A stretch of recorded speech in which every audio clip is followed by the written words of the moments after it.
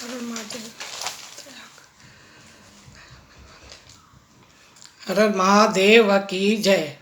एक समय की बात है, बाबा महादेव माता पार्वती जी कैलाश पर विराजमान थे। बारिश की हल्की हल्की बूंदाबांदी पड़ रही थी। पार्वती के मन में आया, आज हम चौपर खेलें।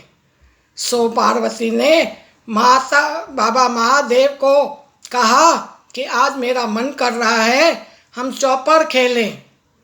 बाबा ने कहा, पार्वती तू बहुत भोली है, तुम्हें पता है खेल में झूठ कपट बहुत होता है, उसकी साक्षी कौन देगा। शिव माता ने अपने अंग से मैल उतारा। बाबा महादेव ने मंत्र पढ़ के सर्जीवन किया।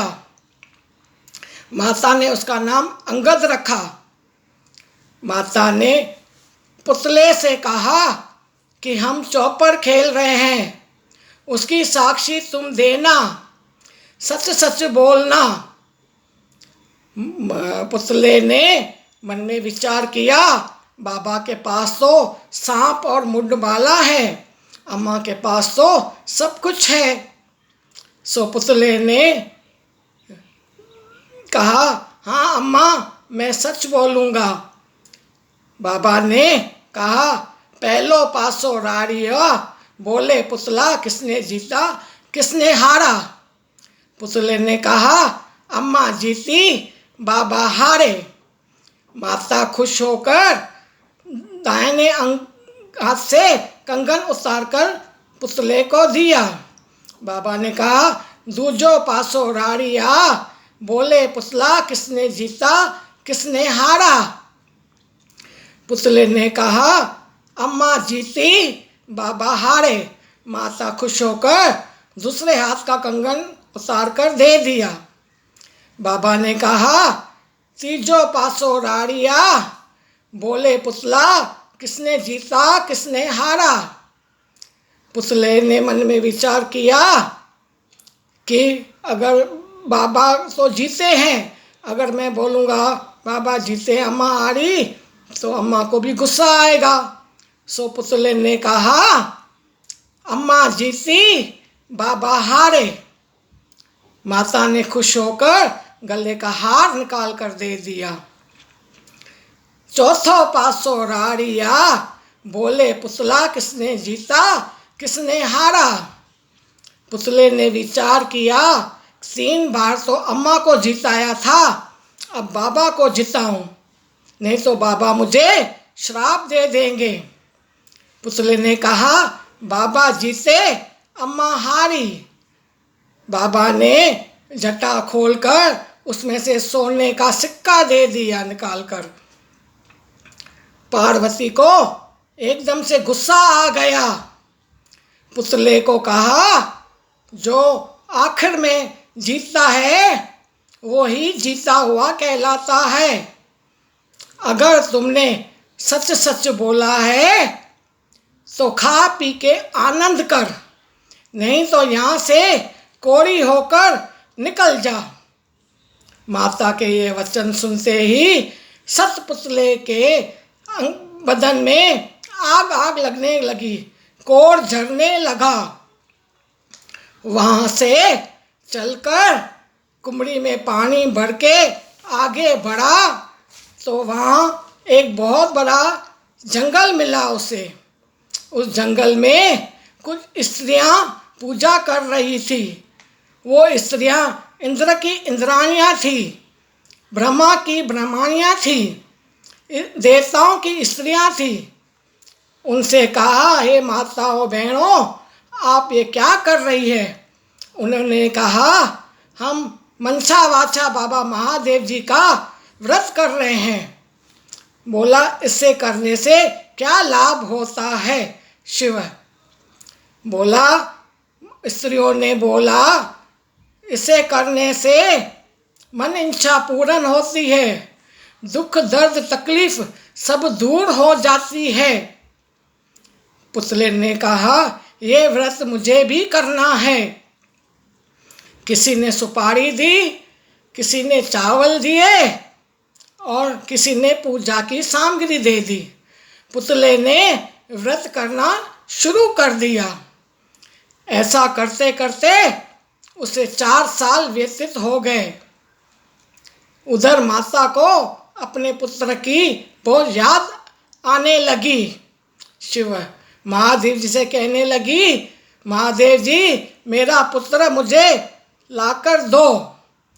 बोला, पार्वती पता नहीं वो कहाँ है, जिंदा भी है कि मर गया है। नहीं नहीं महादेव जी, आप कुछ भी करके मुझे मेरा पुत्र ला दीजिए। शिव बाबा ने ध्यान लगाकर देखा तो माता को कहा, हे पार्वती तू मनसा वाचा का व्रत कर तो तेरा पुत्र तुझे वापस मिल जाएगा। शिव माता ने व्रत शुरू कर दिया। ऐसा करते करते माता का भी 4 साल व्यतीत हो गया। उधर पुतले के मन में आया, बहुत समय हो गया है, माता और पिता का दर्शन नहीं किया है, उनसे मिले भी काफ़ी समय हो गया है। तो ऐसा सोचकर पुतला अंगद वहाँ से चल पड़ा। चलते चलते कैलाश पर पहुँचा तो माता की नज़र उस पर गई तो उसको माता को हंसी आ गई। पुतला 2 कदम पीछे हट गया। माता ने कहा, हे पुत्र तू कहाँ जा रहा है? बोला अंगद ने कि मैं वापस जा रहा हूँ, आप मुझे देखकर हंसी। नहीं पुत्र, मैं तुम्हें देखकर नहीं हंसी, मैं अपने व्रत को देखकर हंसी। शिव अम्मा आपने ऐसा कौन सा व्रत किया? माता ने कहा, मैंने मनसा वाचा महादेव जी का व्रत किया था। अम्मा ये व्रत तो मैंने भी किया। पुत्र तुमने किया, तुम्हारा कोढ़ झड़ गया। मैंने किया, तू आके मुझसे मिला। शिव पुत्र अब मांग, तुझे क्या मांगना है? पुत्र ने जवाब दिया, माता मुझे उज्जैन नगरी का राज्य चाहिए। जा पुत्र, तुझे उज्जैन नगरी का राज्य मिलेगा। माता पिता से आज्ञा लेकर अंगद जी उज्जैन नगरी को रवाना हो गए। शिव उज्जैन नगरी जब पहुँचे देखा तो बहुत सारे लोग खड़े थे। उन्होंने लोगों से पूछा, यहाँ सब इतनी भीड़ इकट्ठा क्यों हो गई है? लोगों ने कहा, राजा अपनी राजकुमारी का स्वयंवर करना चाहता है। राजा के मन में आया कि मैं सब दहेज में दे दूं, अपने लिए थोड़ा कुछ रखूं। सो ब्राह्मणों को बुलाकर उन्होंने कहा, मुझे अपनी बेटी की शादी करवानी है। देश परदेश से सब राजा राजकुमार को न्योता भेजा। वो सब महल में आ गए। शिव राजा ने वजीर को कहा, जाओ हथनी को श्रृंगार करके ले आओ। वजीरों ने हथनी को श्रृंगार करके राजा के आगे लेकर आए। राजा ने हथनी के सूंड में माला देकर कहा, हे हथनी, इस राज्य के लिए कोई राजा हो और मेरी कन्या के लिए कोई लायक वर हो, उसके गले में जाके ये माला पहना दे। शिव हथनी वहाँ से चलती चलती जहाँ पुतला खड़ा था वहाँ पहुँची। जाकर पुतले के गले में माला पहना दी। राजा सोच में पड़ गया। बोला, फिर से हथनी को सजाओ। उन्होंने फिर से हथनी को सजाया।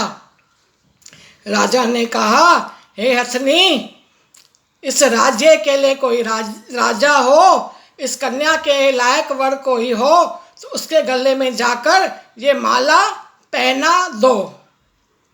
हथनी वहाँ से घूमती घूमती चलते चलते वहीं पुतले के पास जाकर खड़ी हो गई और उसके गले में माला पहना दी। राजा ने कहा, ये हथनी औरत जात है, अपने हठ से नीचे नहीं उतरेगी, इसलिए हथनी को छोड़ो, हाथी को सजाओ। वजीरों ने हाथी को सजाकर राजा के पास ले आए। राजा ने हाथी के सूंड में माला देकर कहा, ए हाथी, तू गणेश का अवतार है, इस राज्य के लिए कोई लायक राजा होवे और इस मेरी कन्या के लिए कोई लायक वर होवे, उसके गले में जाकर ये माला डाल देना। उधर तो हाथी घूमते घूमते सीधा बाहर निकल गया जहाँ पुतला खड़ा था। हाथी ने पुतले के पास जाकर पुतले के गले में माला डाल दी। राजा ने सोचा, हो न हो, मेरी कन्या के लिए यही लायक वर है। राजा ने हुक्म दिया, उन्हें अंदर ले आओ और स्नान करा के इतर गुलेल के खुशबूदार पानी से उन्हें नहला दो। उन्होंने ऐसा ही किया। राजा ने कहा, इन्हें सजाकर मेरे पास ले आओ। आदमी लोग, वजीर लोग उसको सजाकर अंगद को राजा के पास ले आए। राजा ने ब्राह्मणों को हाथ जोड़कर कहा, हे ब्राह्मण देवता, अब आप मेरी कन्या की शादी विवाह इसके साथ कर लें। कन्या की विवाह के बाद वो जब महल में गई शिव, तो उसने पूछा महारानी ने कि आपका नाम क्या है, आपका जाति पाति कौन सी है, आपका देश कौन सा है। पुतले ने कहा, मेरा नाम अंगद है, मेरा देश कैलाश है, मेरे दादाजी का नाम बाबा महादेव है, मेरी माता का नाम माता पार्वती जी है। महारानी ने कहा, ये बात तो मानने की नहीं है। शिव, नहीं महारानी जी, यही सच है। अगर ऐसा है तो मुझे बिना गर्भवास पुत्र होवे, तब मैं कहूँगी कि मेरी ससुर बाबा महादेव जी हैं, मेरी सास माता पार्वती जी है। अंगद ने कहा, तुम मनसा वाचा बाबा महादेव जी का व्रत करो। शिव, महारानी ने व्रत करना शुरू कर दिया। एक दिन दातुन करते करते दासी को बुलाया। दासी, जाकर झाड़ी भरकर ले आ। दासी जैसे ही अंदर जाती है तो क्या देखती है, सोने के पालने में एक बहुत ही खूबसूरत सुंदर सा बालक सो रहा है, दाहिने पैर का अंगूठा मुंह में चूस रहा है। शिव, दासी वहाँ से दौड़ती दौड़ती महारानी के पास गई। महारानी जी, आपको पुत्र हुआ, आपको बधाई हो। महारानी ने कहा, तुम हमेशा मेरी मस्करी करती रहती हो, मेरी ठठोली करती हो। ऐसा करोगी, मैं तेरी आंखें निकाल दूंगी, गाने में डालकर पिसवा दूंगी। बोला नहीं नहीं महारानी जी, आप स्वयं चलकर देखें। महारानी दासी के साथ अंदर गई तो क्या देखा, एक सोने के पालने में बहुत ही खूबसूरत सुंदर सा बालक सो रहा है, पैर का अंगूठा चूस रहा है शिव। महारानी ने बालक को गोद में उठा लिया और बाबा महादेव से कहने लगी, हे महादेव जी, अगर तुमने मुझे ये पुत्र दिया है तो मेरे सतनों से दूध की धारा बह निकले और बच्चा दूध पिए। ऐसा कहकर महारानी के सतनों में से दूध की धारा बहने लगी, बच्चा दूध पीने लगा। ऐसा करते दूध पीने लगा, माता ने उसका दूध पीने लगा, माता ने उसका नाम फूल बगर रखा।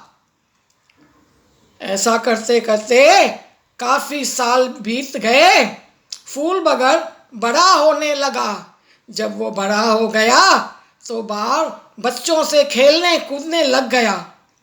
तो वहाँ किसी बच्चे ने कहा, अरे तेरा नाम क्या है, तेरी जात पात कौन सी है, तू बता। फूल बगर को गुस्सा आ गया। शिव गुस्से में जाकर घोड़ों के तबेले में बैठ गया। वहाँ उसे बैठते बैठते नींद आ गई तो वो सो गया। महारानी को बहुत चिंता होने लगी, बोली काफ़ी समय हो गया है, बच्चा अभी तक घर में नहीं आया है। तो उन्होंने नौकरों को बुलाकर कहा, जाओ देखो मेरा बच्चा कहाँ है, अभी तक घर क्यों नहीं आया है। वो लोग उसे ढूंढने बाहर गए, सब जगह उसको ढूंढा पर राजकुमार कहीं पे भी नहीं मिला। वो लोग महल में वापस आकर बोले, महारानी जी, हमने राजकुमार जी को बहुत ढूंढा पर हमें वो नहीं मिला। शिव महारानी ने वजीर को बुलाकर कहा कि ए वजीर, तू कुछ भी कर देख और वहाँ जाकर ढूंढ उसे जहाँ पर वो हो और मेरा बच्चा मुझे ला कर दो। वजीर भला सियाने लोग होते हैं, सो गए ढूंढने, ढूंढते ढूंढते वो घोड़ों के तबेले में गए। वो तो बहुत होशियार थे, सियाने थे। सो जैसे ही अंदर गए कहने लगा कि यहाँ तो बहुत गंदगी है, बहुत ही चिक्कट है और बहुत ही बदबू आ रही है, लगता है यहाँ पर किसी ने साफ सफाई नहीं की है। ऐसा बोलते बोलते वजीर जी आगे बढ़े, देखा तो राजकुमार वहाँ पर सोया हुआ है। वजीर ने कहा, हे राजकुमार जी, ये आपके सोने की जगह नहीं है, आप अपने महल में चलिए। राजकुमार ने कुछ जवाब नहीं दिया। शिव वजीर ने जैसे तैसे राजकुमार को समझा बुझाकर अपने साथ महल में ले गए। महारानी ने कहा, हे बच्चा, तू कहाँ चला गया था, मुझे तो तेरी बहुत ही चिंता हो रही थी। राजकुमार ने कहा, अम्मा, मेरे पिता का नाम क्या है, मेरा देश कौन सा है। महारानी ने जवाब दिया, बेटा पुत्र, तुम्हारा नाम फूल बगर है और तुम्हारे दादाजी बाबा महादेव जी है, तुम्हारी दादी माता पार्वती जी है। कैलाश अपना देश है, गांव है। तो बोला, अम्मा अगर ऐसी बात है तो इंद्र के यहाँ से विमान आवे, विमान में एक सुंदर सी कन्या हो जिसके साथ मेरा विवाह कर दे। महारानी ने कहा, ए पुत्र, तेरी इच्छा अवश्य पूर्ण होगी, तू मंशा वाचा का व्रत कर। शिव फूल बगर ने मंशा वाचा का व्रत करना शुरू कर दिया। एक दिन शिकार करने को फूल बगर जंगल में गए। वहाँ जा गए तो उन्हें कोई शिकार नहीं मिली। थक हार करके आकर बगीचे में बैठ गए। वहाँ पर एक ब्राह्मण दौड़ता हुआ आया, महाराज को नमस्कार किया, कहा, महाराज जी आज आपके मंशा वाचा व्रत का मोकलावा है। महाराज ने कहा, हे ब्राह्मण देवता, मैं तो भूल गया, अच्छा हुआ आप आ गए, याद दिला दी। अब आप मुझे पूजन कराइए, कथा सुनाइए, अभी तक मैंने कुछ खाया पिया भी नहीं है। शिव ब्राह्मण ने कहा कि महल में संदेशा भिजवा दो कि 4.25 सेर घी, 1.25 सेर गुड़, 4.25 सेर का आटे का चूरमा बनाकर भेजे। महाराज ने एक नौकर को बुलाकर संदेश भिजवाया।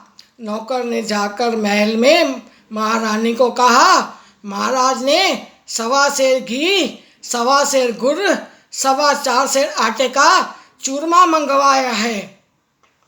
महारानी ने मन में ख्याल किया, इतने से चूरमे से महाराज का क्या होगा।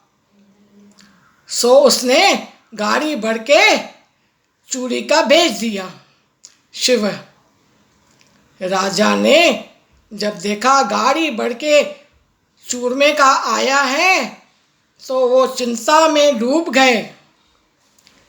वो सोचने लगे, अब मैं क्या करूं। इतने में राजा को झपकी आ गई। नींद में भोले बाबा ने दर्शन दिया। भोले बाबा ने कहा, हे राजन, तुम चिंता मत करो, इस चूरमे से 1.25 सेर घी, 1.25 सेर गुड़, 4.25 आटे का हिसाब करके चूरमा निकाल दो और उसकी पूजन करो। उसने राजा ने और कहा, ऐसा ही करूँगा, आपने जो कहा है। बाकी महादेव जी ने कहा, बाकी चूरमा खड्डा खोदा के उसमें दबा दो और महारानी को देश निकाली दे दो। महाराज जैसे ही जागे तो उन्हें पूजा पाठ करके और जैसे ही वो महल में गए, देखा महारानी हाथ में आरती की थाली लेकर खड़ी है। महाराज तो पहले ही गुस्से में था, सो गुस्से में हाथ से थाली को झटक कर फेंक दिया। थाली जमीन पर जाकर गिरी और महारानी से राजा ने कहा, तुम देश छोड़ के चली जाओ। शिव महारानी वहाँ महल से बाहर चली गई। चलते चलते उसे दीवान जी मिले। दीवान जी ने कहा, हे महारानी जी, आप कहाँ जा रही है, क्यों रो रही है। महारानी ने कहा, राजा ने मुझे देश निकाली दी है, मैं देश छोड़ के जा रही हूँ। नहीं नहीं महारानी जी, आप मेरे साथ मेरे घर चलिए।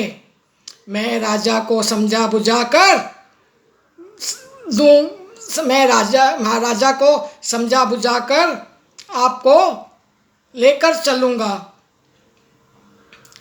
जैसे ही रानी दीवान के घर में पैर रखती है तो दीवान की दीवान पे ही उतर जाती है। दीवान जी हाथ जोड़कर कहने लगे, ए महारानी, आपके कदम बहुत भारी है, मैं इसे नहीं उठा सकता हूँ, मेहरबानी करके आप यहाँ से चले जाइए। शिव। महारानी वहाँ से आगे चलते चलते गई। रास्ते में नगर सेठ मिले। नगर सेठ ने कहा, महारानी जी, आप क्यों रो रही है, आप कहाँ जा रही है? महारानी ने कहा, मुझे राजा ने देश निकाली दी है, मैं देश छोड़कर जा रही हूँ। नहीं नहीं महारानी जी, आप मेरे घर चलिए, मैं कल महाराजा को समझा दूंगा। महारानी जैसे ही नगर सेठ के घर में पैर रखा, उस नगर सेठ की करोड़ें अरबे की हुंडियाँ बंद हो गई। नगर सेठ ने कहा, महारानी जी, आपके कदम बहुत भारी हैं, आप यहाँ से चले जाएं। महारानी वहाँ से आगे चल पड़ी तो रास्ते में कुम्हार मिला। कुम्हार ने कहा, महारानी, आप क्यों रो रही है, कहाँ जा रही है? महारानी ने कहा, राजा ने मुझे देश निकाली दी है।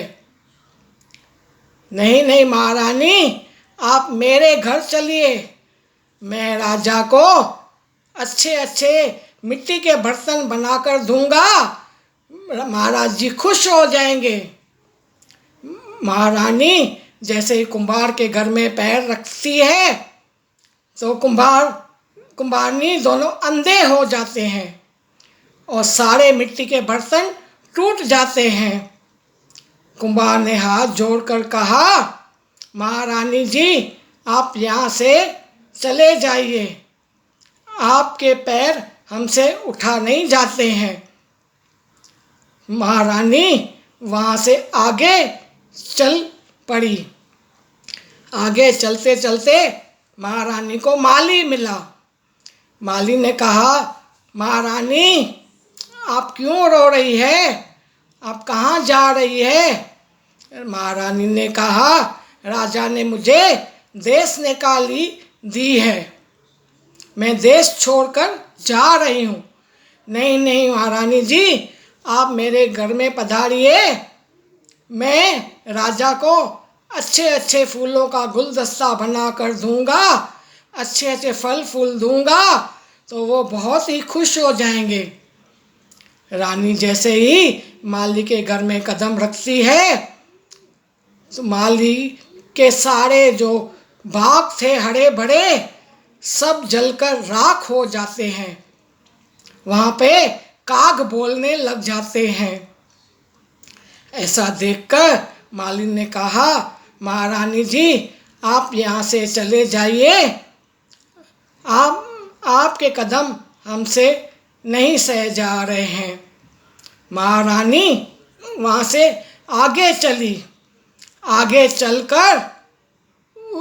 चलते चलते उसे एक नदी दिखाई दी। सफरा नाम की नदी थी। वो सोची, मैं इसमें डूब जाऊंगी तो मैं मर जाऊंगी, ऐसे जीवन से क्या फ़ायदा। सो महारानी ने अपने पलों में पत्थर बांध लिए और नदी में कूद पड़ी। जैसे ही महारानी कूदी नदी में, वहाँ नदी का पानी सूख गया। महारानी को रास्ता मिल गया। महारानी ने सोचा, मुझसे क्या हुआ है अपराध, जो ऐसे हो रहा है। महारानी को रास्ता मिल गया। महारानी वहाँ से आगे चली। आगे चलते चलते उसे पर्वतराज मिला। पर्वतराज सोच रही थी इस पर चढ़ के मैं कूद जाऊंगी तो मैं मर जाऊंगी। महारानी ने उस पर्वत पर जैसे ही पैर रखा, पर्वत जमीन में धंस गया। शिव महारानी ये सब देखकर वहाँ से आगे बढ़ी। वो आगे बढ़ते बढ़ते एक जंगल दिखा।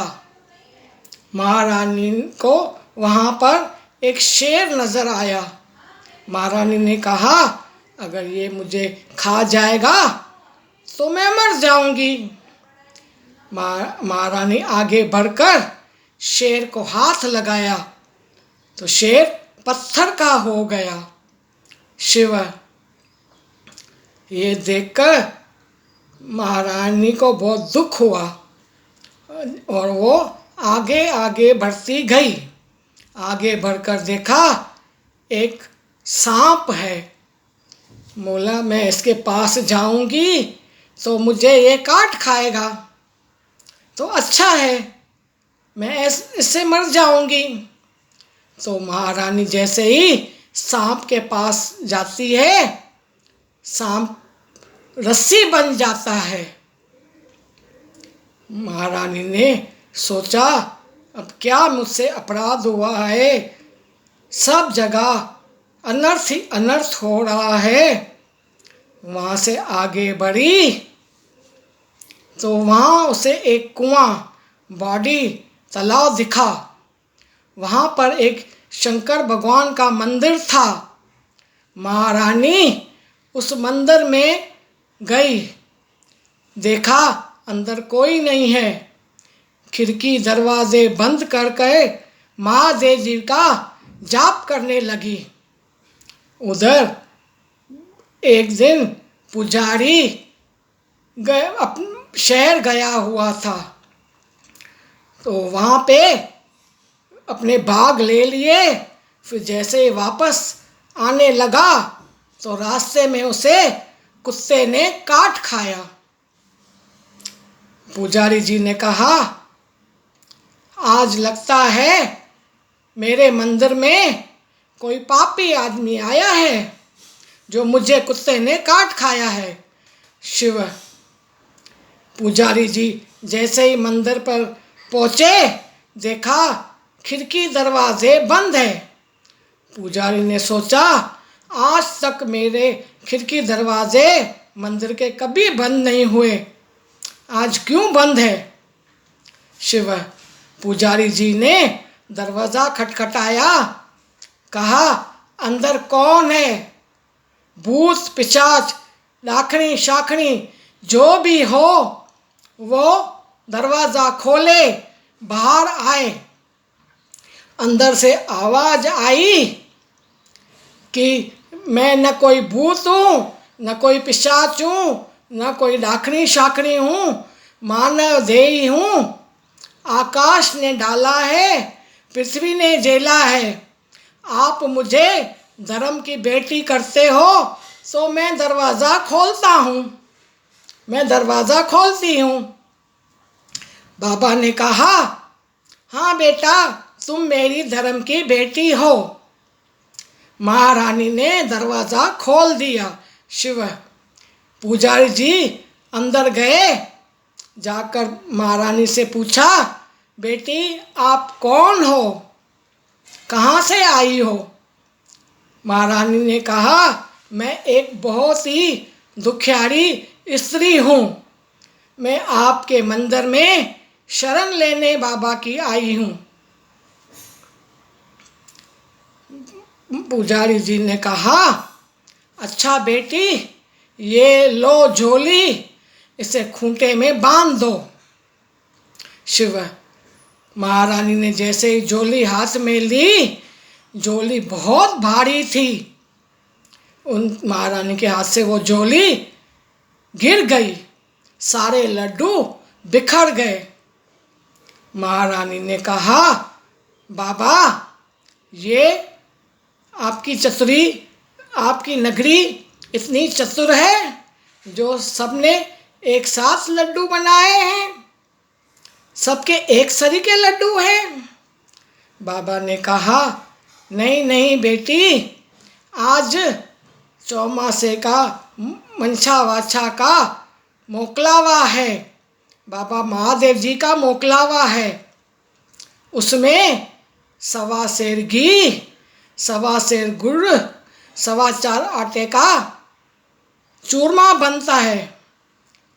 गरीब को कम नहीं, अमीर को ज़्यादा नहीं, सब में एक समान भाग होते हैं और बराबर बराबर बांट देते हैं। शिव महारानी के अंदर ये बात लग गई। बोली, तो ये मेरे से अपराध हुआ है। तो बाबा को बोली, हे बाबा, ये व्रत मुझे भी करना है। बाबा ने कहा, अब जब श्रावण सुदी पहला सोमवार आएगा तब बेटा व्रत शुरू कर देना। शिव ऐसा करते करते महारानी को पूरा 1 साल मंदिर में आते हो गया। वो मंदिर की साफ सफाई करती रही, बाबा महादेव की पूजा करती रही। जब सावन का महीना आया तब बाबा महादेव से कहने लगी, जब बाबा से कहने लगी कि हे बाबा, आज सावन सुदी पहला सोमवार है, मुझे व्रत शुरू करना है, आप मुझे व्रत की विधि बताइए। बाबा ने एक कुंवारी कन्या से पौनी सूत दौड़ा कतवाया, उसको सुपारी पे बांध दिया और महारानी के हाथ पे सुपारी रखी और बोला, बेटी, तुम्हारे मन में जो इच्छा हो वो बाबा महादेव जी से मांग लो। शिव पार्वती ने सुपारी की पूजा शुरू कर दी। ऐसा करते करते महारानी को 4 साल हो गए। उधर महाराज को नींद में, सपने में बाबा महादेव ने दर्शन दिया। बोला, हे राजन, तू अपनी महारानी को बुलावा भेज दे। बोला, राजन ने कहा, हे महादेव जी, मुझे पता नहीं वो कहाँ है, आप ही ने उसको भेजा है, अब आप ही बुलवा कर दे दो। महादेव जी ने कहा, कल सुबह एक रथ आएगा, उसमें अपने 4 विश्वासी आदमियों को बिठाना। महाराज राजा ने बोला, अच्छा महादेव जी, ठीक है। दूसरे दिन सुबह राजा ने बाहर जाकर देखा एक रथ खड़ा है। उसने अपने 4 लोगों को, जो उसके विश्वासी थे, उनको बिठा दिया और उनसे कहा, आप लोग जाओ, जहाँ महारानी होगी वहीं रथ रुकेगा। रथ चलते चलते वहाँ मंदिर के पास जाकर रुक गया, जहाँ महारानी थी। शिव लोग रथ से उतरकर मंदिर के अंदर गए। पुजारी जी ने पूछा, आप लोग कौन हो, कहाँ से आए हो? लोगों ने जवाब दिया, हम राजा के नौकर हैं और हम महल से आए हैं, हम अपनी महारानी को लेने के लिए आए हैं, महाराजा ने हमें भेजा है। अच्छा, तो बेटी को बुलाकर कहा, ए बेटी, तू महारानी है। महारानी को लज्जा आ गई, गर्दन नीचे कर दी, बोली, हाँ बाबा, मैं महारानी हूँ। बाबा ने कहा, बेटी, तो तुम यहाँ क्या कर रही हो? जाओ अपने महल में जाकर राज करो। महारानी बोली, बाबा, मैं ऐसे कैसे जा सकती हूँ? शिव बाबा ने कहा, हे बेटी, मैंने तुम्हें बेटी माना है, मैं तुम्हें सारा दहेज बनाकर दूंगा। जाकर बाहर से मट्टी लेकर आ। महारानी जाकर मट्टी ले आई। बाबा ने उसे हाथी, रथ, घोड़े, आभूषण सब कुछ बना दिए और महारानी को कहा कि अब मैंने दहेज बना दिया बेटी, अब तुम जा सकती हो। रानी ने कहा, नहीं नहीं बाबा, मैं ऐसे नहीं जा सकती हूँ।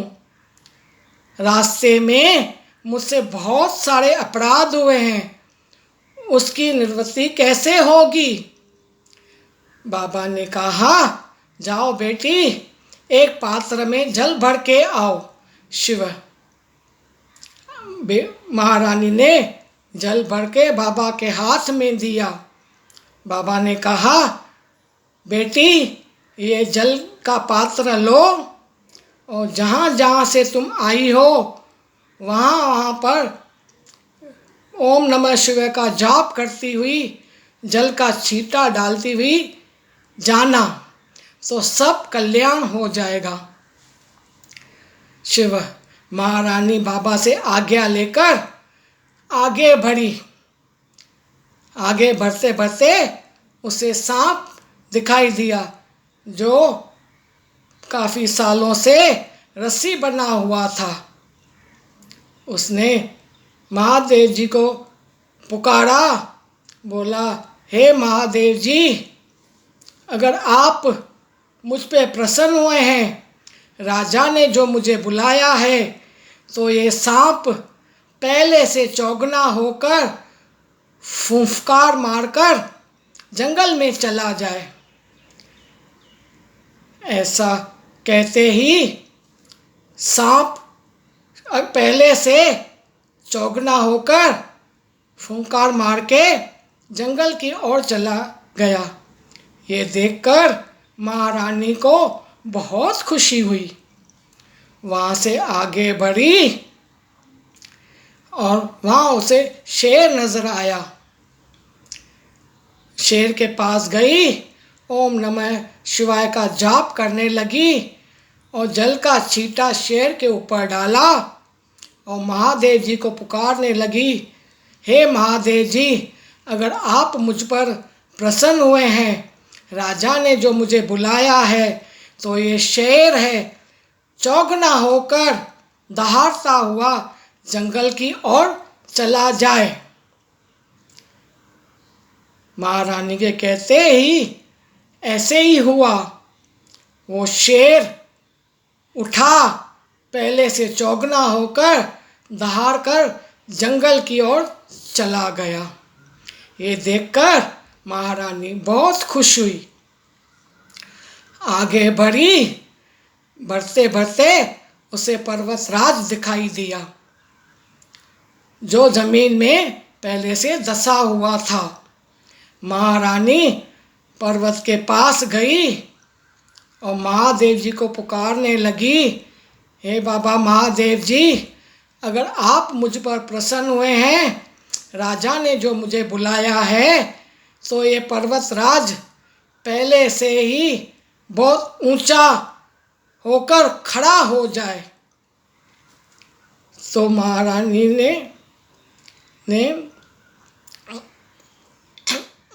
ने छींटा डालकर पर्वत बाबा महादेव को बोला, ए महादेव जी, ये पर्वत पहले से बहुत ऊंचा होकर खड़ा हो जाए। ऐसा कहते ही पर्वत ऊंचा खड़ा हो गया। ये देखकर महारानी बहुत खुश हुई। वहाँ से आगे बढ़ी तो उसे सफरा नाम की नदी मिली जो सूख गई थी, पहले से ही सूखी हुई थी। महारानी आगे बढ़कर नदी में छींटा डालते हुए बाबा से प्रार्थना कर रही थी, हे बाबा महादेव जी, अगर आप मुझसे प्रसन्न हुए हैं, राजा ने जो मुझे बुलाया है, तो ये नदी पहले से भी ज़्यादा तेज़ होकर बहने लगे। ऐसे ही कहते वो नदी पहले से ज़्यादा बहने लगी। महारानी ने ये देखकर उसे बहुत खुशी हुई। वहाँ से आगे चली, माली का घर मिला। आगे बढ़कर महारानी ने दरवाज़ा खटखटाया। अंदर से माली ने आवाज़ दी, कौन है? बोला, बाबा मुझ पर प्रसन्न हुए हैं, तुम दरवाज़ा खोलो, मैं उज्जैन नगरी की महारानी हूँ। माली ने कहा, पहले ही सब कुछ बर्बाद करके चली गई हो, अब क्या लेने आई हो? महारानी ने कहा, नहीं नहीं, तुम दरवाज़ा खोलो, बोले बाबा प्रसन्न हुए हैं। तो माली ने उठकर दरवाज़ा खोला। महारानी जैसे ही अंदर गई, बोला बाबा से प्रार्थना करने लगी, हे बोले बाबा, आप जो मुझसे प्रसन्न हुए हैं, राजा ने जो मुझे बुलाया है, तो ये माली, इसका बाग बहुत ही पहले से ज़्यादा फले फूले और बहुत सारे फल देवे और माली खुश हो जाए। तो इतना कहते ही वो माली के बाग में बहुत पहले से जो सूखा हुआ था, वो हरियाली वहाँ पर छा गई और वो फूल फलने पेड़ देने लगे। और महारानी ये सब देखकर आगे वहाँ से आगे बढ़ी। आगे बढ़ते बढ़ते उसे कुंभार मिला। कुंभार ने कहा, आगे बढ़ते बढ़ते उसे कुंभार का घर मिला। कुंभार के दरवाजे पे खटखटाया तो अंदर से आवाज़ आई, कौन है? महारानी ने कहा, मैं उज्जैन की महारानी हूँ, दरवाज़ा खोलो। कुंभार ने कहा, पहले से ही सब कुछ बर्बाद करके चली गई हो, हमें अंधा बना कर गई हो, अब क्या करने आई हो? नहीं नहीं, आप दरवाज़ा खोलिए, बोले बाबा मुझ पर प्रसन्न हुए हैं।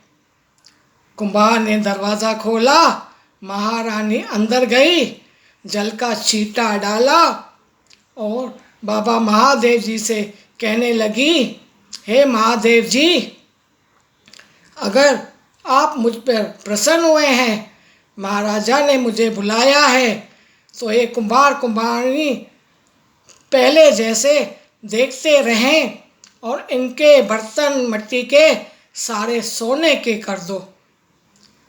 ऐसा ही हुआ। कुंभार कुंभारनी फिर से देखने लगे और उनके मिट्टी के सारे बर्तन सोने के हो गए।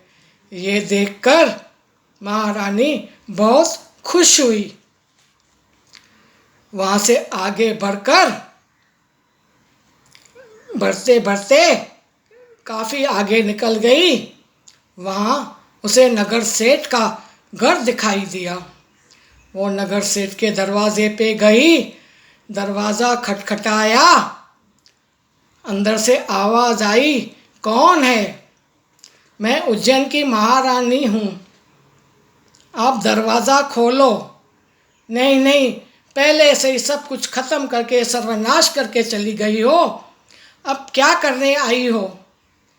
नहीं नहीं, तुम दरवाज़ा खोलो, भोले बाबा मुझ पर प्रसन्न हुए हैं। सेठ जी ने उठ के दरवाज़ा खोला। महारानी अंदर गई, जल का छींटा डाला और भोले बाबा से प्रार्थना करने लग गई कि हे भोले बाबा, इस नगर सेठ की जो करोड़े अरबे की हुंडियाँ हैं वो फिर से चलने लगे और ये बहुत धनवान माल वाला बन जाए। ऐसा कहते ही ऐसा ही हो गया। नगर सेठ की अरबें करोड़े हुंडियाँ चलने लगी, वो फिर से माल बटोर के लक्ष्मी उसके घर में आ गई। ये सब देखकर महारानी खुश हो गई। वहाँ से आगे बढ़ी, बढ़ते बढ़ते दीवान जी का घर आया। दीवान जी के दरवाजे पे जाकर खटखटाया। दीवान जी ने कहा, कौन है? महारानी ने कहा, मैं उज्जैन की महारानी हूँ, आप दरवाज़ा खोलें। बोला, नहीं नहीं, आप पहले से ही हमारा सब कुछ ख़त्म करके चली गई हो, मैं अभी दरवाज़ा नहीं खोलूँगा। नहीं नहीं दीवान जी, दरवाज़ा खोलिए, भोले बाबा मुझ पर प्रसन्न हुए हैं। दीवान जी ने दरवाज़ा खोला। महारानी अंदर जाके जल का छींटा लगाकर भोले बाबा से प्रार्थना करने लगी, हे भोलेनाथ, आप मुझ पर प्रसन्न हुए हैं और राजा ने जो मुझे बुलाया है तो इस दीवान पे ही वापस मिल जाए। ऐसा कहते ही ऐसा ही हो गया। दीवान को उसकी दीवान पे ही वापस मिल गई। वो सब देखकर महारानी बहुत खुश हो गई। वहाँ से अपने महल की तरफ रवाना हो गई। मैं उसको सब लोग ठाठ बाट से महारानी को महल में ले गए। महारानी राजा को प्रणाम करके बोली, महाराज, मेरे सारे अपराध आप क्षमा कर दो। इतने में वहाँ पे नगर सेठ आया। आकर महाराज को कहा, महाराज जी, महारानी के आने की खुशी में मैं नगर भोजन करवाना चाहता हूँ। महाराज ने कहा, जैसी तुम्हारी इच्छा शिव।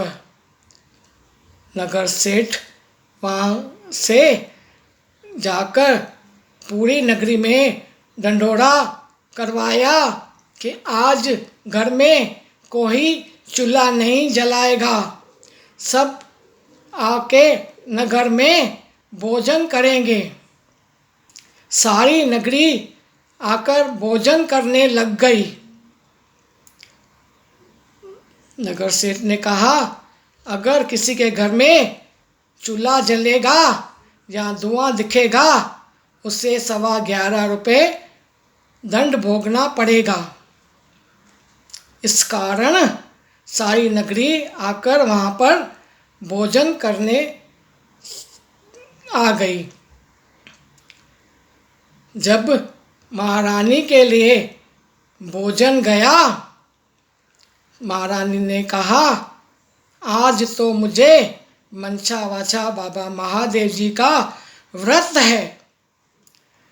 जाओ देखो, कोई भूखा आदमी मिले तो उसे मैं कथा सुनाऊं, फिर मैं भोजन करूं।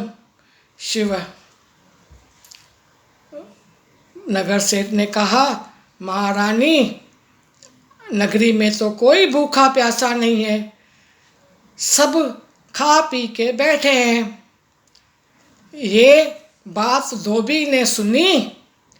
धोबी ने कहा, महारानी जी, एक बुढ़िया है धोबी घाट पर बैठी हुई है, वो न चल सकती है, न सुन सकती है, न देख सकती है, उसके सारे शरीर में कोढ़ है। महारानी ने हुक्म दिया, जाकर उसे ले आओ। बूढ़ी माई को महल में लेकर आए, उसे नहला धुलाकर नए वस्त्र पहनाकर महारानी के सामने ले आए। महारानी ने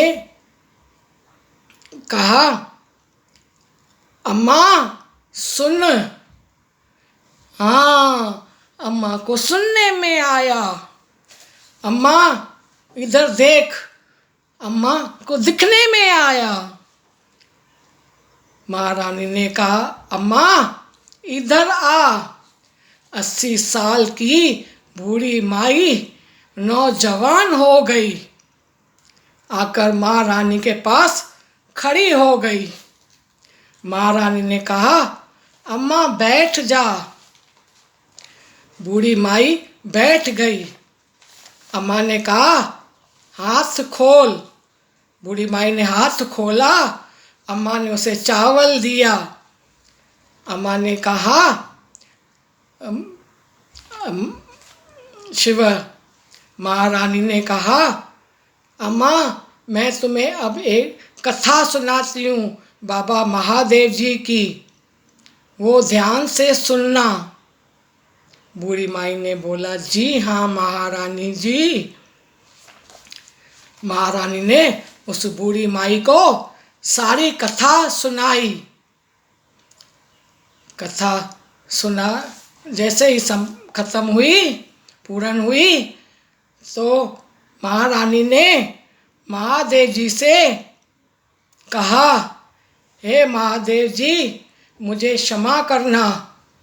हे महादेव जी, अगर मुझसे कोई कोप हो गया हो तो मुझे माफ़ करना। जैसे इस बूढ़ी माई पे प्रसन्न हुए हैं, अरे सब पर प्रसन्न होना। महारानी ने हाथ जोड़कर फिर से विनती की, बाबा महादेव जी, जितना कोप मुझ पर किया है उतना कोप किसी पर मत करना। जैसा इस बूढ़ी माई पे प्रसन्न हुए हैं, ऐसा सब पर प्रसन्न होना। ऐसे कहकर महारानी और बूढ़ी माई शिवलोक को चले गए। हर हर महादेव की जय। हे भोलेनाथ, मुझसे अगर कथा कहने में कुछ भी भूल चूक हो गई हो तो मुझे अपना बच्चा समझकर, अपनी बेटी समझकर माफ़ कर देना। इंसान हूँ मैं, गलतियाँ इंसान से होती है, मुझे माफ़ कर देना। जय भोलेनाथ। हरि ओम नमः शिवाय बोलो शिव, हरि ओम नमः शिवाय। हरि ओम नमः शिवाय बोलो शिव, हरि ओम नमः शिवाय। शिवाय शिवाय शिवाय बोलो हरि ओम नमः शिवाय बोलो शिव, हरि ओम नमः शिवाय। शिव बोलेगा न्याल होएगा, बोल सदा शिव। शिव बोलेगा सुखी रहेगा, बोल सदा शिव। जय भोलेनाथ। भूल चूक माफ़ करना।